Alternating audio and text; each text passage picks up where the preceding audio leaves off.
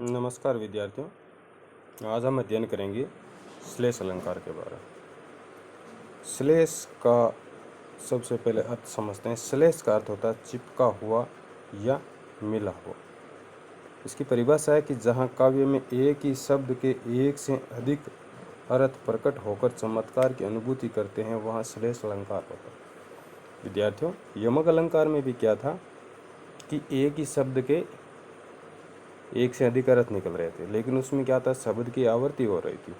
जैसे कनक कनक ते 100 गुनी, तो कनक शब्द की आवृत्ति हुई, जितनी बार कनक शब्द आया उतनी बार उसका अलग अर्थ निकला। लेकिन श्लेष अलंकार में क्या होता है, शब्द की आवृत्ति नहीं होती है और उसके अर्थ है वो एक से अधिक होते हैं। जैसे उदाहरण दिया है, रहीमन पानी राखिए बिन पानी सब सून, पानी गए ने उबरे मोती मानस चून।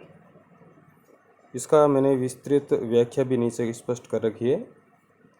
इसमें पानी शब्द रेखांकित पद है ना, इसके 3 अर्थ हैं। इसी पंक्ति में अंतिम में मोती मानुष और चून, इन तीनों के संदर्भ में पानी के 3 अर्थ निकल रहे हैं। पानी का अगर हम अर्थ मोती के संदर्भ में देखें तो इसका अर्थ क्या होता है, आभा, तेज या चमक, अर्थात चमक के बिना मोती की कोई कीमत नहीं होती। इसका अर्थ अगर हम मानुष के संदर्भ में समझें, मानुष का अर्थ होता है मनुष्य, तो मनुष्य के संदर्भ में इसका अर्थ है विनम्रता।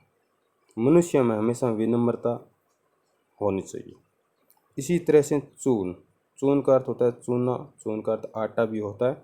इसके संदर्भ में पानी का अर्थ है कि जिस तरह आटे का अस्तित्व पानी के बिना नम्र नहीं हो सकता, मोती का मूल्य उसकी आभा के बिना नहीं हो सकता, उसी तरह मनुष्य को भी अपने व्यवहार में हमेशा पानी अर्थात विनम्रता रखनी चाहिए, जिसके बिना उसका मूल्य ह्रास होता है। तो यहाँ पर पानी शब्द के 3 अर्थ थे और 3 शब्द हैं, उनके लिए अलग अलग अर्थ इनका प्रयुक्त होता है। शब्द एक हैं और अर्थ अनेक। तो इस तरह से जब एक ही शब्द के अनेक अर्थ हों तब श्लेष अलंकार होता है। नीचे इसकी व्याख्या, इनको आप अच्छी तरह से समझना, आपको ज़रूर समझ में आएगा। इसके बाद अगला उदाहरण लेते हैं।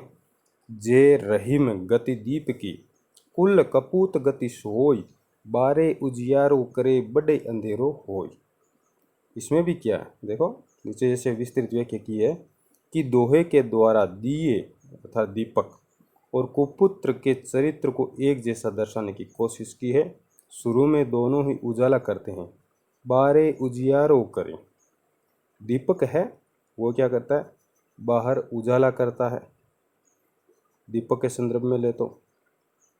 और पुत्र के संदर्भ में ले तो एक सुपुत्र होता है, वो अच्छे कर्म करके अपने परिवार में प्रसन्नता प्रकट करता है, अपने परिवार का नाम रोशन करता है। उसी तरह से बढ़ने पर अंधेरा हो जाता है, जब दीपक बढ़ जाता है, बुझ जाता है तो क्या होता है, अंधेरा होता है। उसी तरह से जो सुपुत्र है वही अगर कुमार्ग की ओर चला जाता है, अर्थात जब वो कुपुत्र बन जाता है तो वो परिवार में अंधेरा उत्पन्न कर देता है, परिवार का नाम नष्ट कर देता है। यहाँ बड़े शब्द के 2 विभिन्न अर्थ निकल रहे हैं। दीपक के संदर्भ में बढ़ने का मतलब है बुझ जाना, जिसे अंधेरा हो जाता है, और कुपुत्र के संदर्भ में बढ़ने का मतलब है बड़ा हो जाना। बड़े होने पर कुपुत्र बुरे कर्म करता है, जिससे परिवार में अंधेरा छा जाता है। तो इस तरह से एक ही शब्द के 2 अलग अलग अर्थ निकले थे, एक दीपक के संदर्भ में और एक कपूत के संदर्भ में। तो विद्यार्थियों, इस तरह से बढ़े शब्द में कौन सा अलंकार हुआ, श्लेष अलंकार। इसी तरह से अगला उदाहरण देखते हैं। सीधी चलते राह जो, रहते सदा निशंक, जो करते विप्लव, उन्हें हरि का है आतंक। इसमें हरि शब्द के अर्थ है वो एक से अधिक अर्थ निकल रहे हैं। हरि शब्द एक बार प्रयुक्त हुआ है, लेकिन उसके 2 अर्थ निकल रहे हैं। पहला है बंदर और दूसरा है भगवान। इसमें क्या बताए कि सीधी चलते राह जो, कि जो हमेशा अपने मार्ग पर सीधा चलते हैं, जिस कार्य के लिए निकले हैं उसी कार्य को निर्धारित करके, उसी का लक्ष्य निर्धारित करके अपने मार्ग की ओर आगे बढ़ रहे हैं, तब तो ठीक है। जो करते विप्लव, लेकिन जो उत्पात करते हैं, जो अपने मार्ग से विचलित हो जाते हैं, संयोग से अगर उस मार्ग में बंदर होंगे तो बंदरों का उनके साथ आतंक होगा। या हम इसका अर्थ ऐसे भी समझ सकते हैं कि जो अपने मार्ग से हट जाते हैं वो बंदरों की तरह अपना आतंक करना शुरू कर देते हैं। और इसी हरि शब्द का अर्थ अगर हम भगवान के संदर्भ में समझें तो इसका अर्थ हो जाएगा कि जो व्यक्ति हमेशा सीधे मार्ग पे चलते हैं, अपने मार्ग पे अपना लक्ष्य निर्धारित करके आगे बढ़ते हैं, उनके मन में हमेशा हरि का आतंक यानी भगवान का भय मन में समा हुआ रहता है कि भगवान हमें दंड देगा अगर हम विप्लव करेंगे तो इस तरह से हरि शब्द के दो अर्थ हुए। अगला उदाहरण है, सुबरन को ढूंढत फिरे कवि कामी अरु चोर। सुबरन शब्द, इसके तीन अर्थ हैं, कवि, कामी और चोर। इन तीन शब्दों की कवि के लिए देखो, सुबरन को ढूंढत फिरे, कवि सुबरन को ढूंढता है, यानी कवि किसको ढूंढता है? सुंदर अक्षरों को। कवि हमेशा अपने काव्य की रचना के लिए सुंदर सुंदर अक्षरों को ढूंढने का प्रयत्न करता है। सुबरन को ढूंढत फिरे कामी, कामी का अर्थ होता है कामुक व्यक्ति। कामुक व्यक्ति हमेशा किसको ढूंढता है? सुंदर रूप को। वो यही देखता है कि मुझे सुंदर से सुंदर रूप मिले।